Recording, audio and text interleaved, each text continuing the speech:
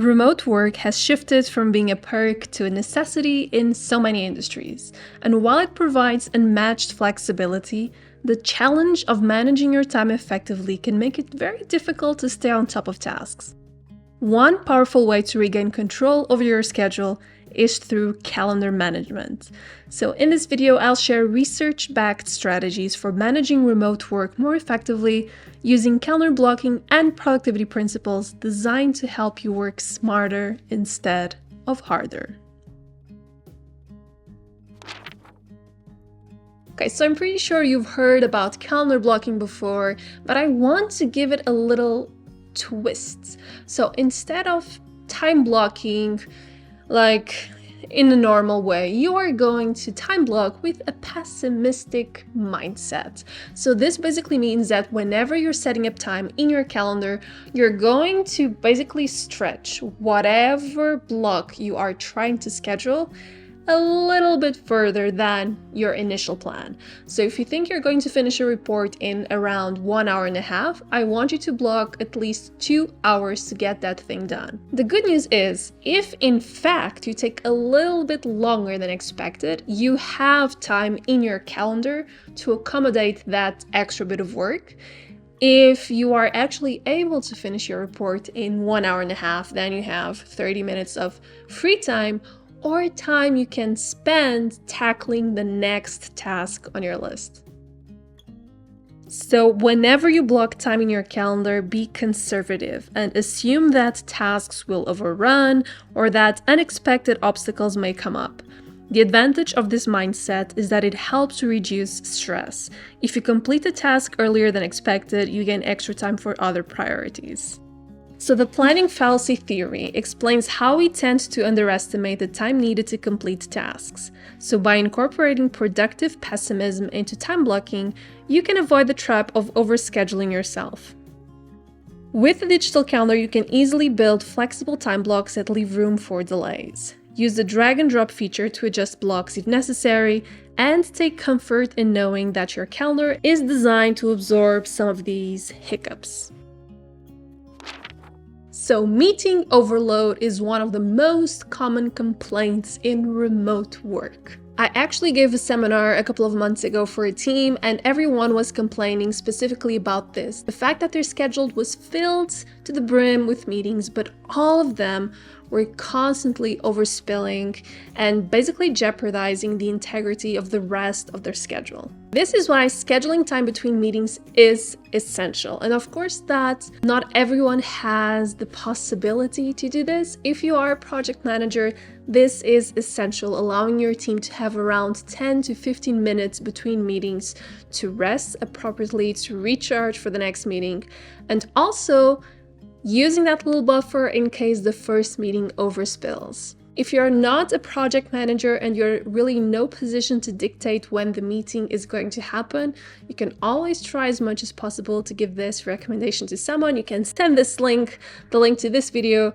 to those people. It is really important to stay more engaged, feel less stressed, because when you know you have a meeting like in 5 minutes, you're not even paying attention anymore to whatever is going on in your current meeting. The digital calendar system allows you to easily insert these buffer blocks into your day, ensuring that you have space to transition between different tasks or meetings. The visual overview of your schedule helps you spot overloaded sections and divide your time accordingly. In remote work, it's essential to be able to carve out time for deep work. This is already important in the office, but I feel like when you're working from home, it's even more important because we are so easily distracted by a couple of things. Most of those things are all digital related. So notifications from your Microsoft Teams account, pop-ups in your Outlook email, notifications from colleagues, etc., etc., etc. One really effective way to do this is to actually schedule meetings with yourself. If you have access to an Outlook calendar, for instance, you can literally schedule a meeting with yourself on Outlook, and then you'll basically look busy for your team when you are in that meeting. And of course that I'm not saying you should do this in the middle of the day if people need you or if you have other appointments or if you have other meetings or other tasks that you need to tackle. But maybe right before everyone gets into the office, for instance, in the morning, you can have a 30-minute session of deep work before, your other responsibilities arise, for instance. Blocking out these periods in your calendar ensures that they're treated with the same priority as external meetings. Tools like a digital calendar can help you manage this by providing a centralized view of both your personal and team schedules, allowing you to identify when others are less active and plan your deep work accordingly. And you can also select your availability in the calendar as well in case someone wants to schedule a meeting with you, and share that link as you would like a Calendly meeting. Okay, so this one is an infamous one. My recommendation is to schedule more meetings, so more frequent meetings, but shorter ones. So shorter meetings, but more meetings. So if you think you're going to need like 2 hours to take care of something with your team, my personal recommendation is to break that meeting down into 2 shorter meetings across 2 different days. So this happens because most people will not be able to take advantage of a collaborative moment like that takes 2 hours and be in their maximum productivity, doing high leverage tasks during those 2 hours. Besides, we are living through a phenomenon where we have multiple people with ADHD, for instance, that is undiagnosed. And these people really benefit from shorter meetings and shorter amounts of time focused on something that other people want them to focus on. I find that it's a really good practice to allow everyone to have shorter bursts of concentration, even if it means scheduling more meetings after that meeting is over, because you were not dragging it for 2 hours. You will feel more energized and ready to tackle the next task in front of you. You are not going to feel so exhausted, which is something we are trying to actively prevent in the workplace. And overall, I honestly think this is the way to go. This approach also ensures that discussions remain focused, decisions are made quickly, and everyone's energy levels stay high. You can also schedule shorter meetings to tackle specific problems or specific projects, making each meeting more effective with a clear agenda. You can easily manage a series of shorter meetings with a digital calendar, and you can allocate the necessary time slots, keeping your day from being swallowed up by long conference calls. Okay, so this one is also not very popular. My recommendation is to try, and of course that we're all talking here under a lens of experimentation. We're not saying that these are hard formulas. We are not saying these are the rules you need to follow. I'm just saying these are all suggestions. You should try and see if they work for you or not. Suggestion number 5 is to try and schedule your meetings during those times of the day when you feel the most unproductive.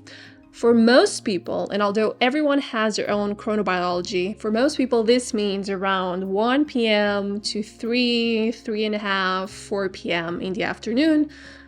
This is a redundancy. Why do we do this? We do this because meetings mostly are things you cannot avoid, so you need to have those meetings. But having meetings that sometimes are very unproductive, like you have to be there because someone wants you to be there, and you just have to be present and kind of listening to the meeting. But if you schedule those meetings, or if those meetings are scheduled for you during your peak productivity time, you are wasting valuable energy, valuable productivity, valuable, wonderful mind gremlins to not do anything at all. So if you are able to recommend a time where you're feeling a little bit down in terms of energy, that will actually be better for you, because usually in like 90% of the cases, you don't have to be in your peak productivity energy moment. If you are attending a meeting, you can use that energy for much more important tasks. So this way you are engaging in social or routine activities that don't require peak cognitive function. You can reserve your most focused and creative hours for the actual work that requires deep thinking or problem solving. I like to color code and label my deep work time blocks based on my energy levels, ensuring that I'm maximizing the most productive hours of my day. Another thing I believe is truly important for remote work is to create a few rituals that I feel we lose when we are just working from home with our laptop, and that are usually ingrained in kind of an office environment when we're working in person. And one of those things that I feel is so important is having a morning review session and an evening/late afternoon review session. So I like to take the first 20 minutes of my workday to go through my work goals, to look through my email, any pending messages on Teams, and also to make kind of a very quick recap of what happened yesterday and what I need to do this week. And this literally takes me 15 to 20 minutes, and it just sets up my day. I know exactly what I'm counting on. And this only takes me 15 minutes because at the end of every single day, I do the exact same thing. So I look at everything I've done. I just wonder if I've checked in with every person I need to check in with, if all of my deadlines are assured, if my calendar is top notch, if my email is still inbox zero, which is something that I really love to do and I really recommend. And because I do this at the end of every single day, in the next morning when I do my review, it all flows very nicely. So at the end of the day, I review what I've accomplished, I note any unfinished tasks, I prepare for the next day, and this basically lets me keep in control of my workload, provides me a clear transition between work and personal time, and prevents that feeling of constantly being on. In my calendar, I have this literally marked on my daily schedule. There's this line where I'm like, I'm going to do my daily review, then I'm going to shut down my laptop and I'm going to spend some time with my family.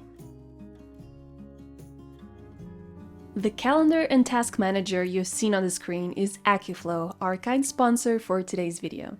Here I'm using the daily planning ritual in AccuFlow to get a glance at what my day will look like.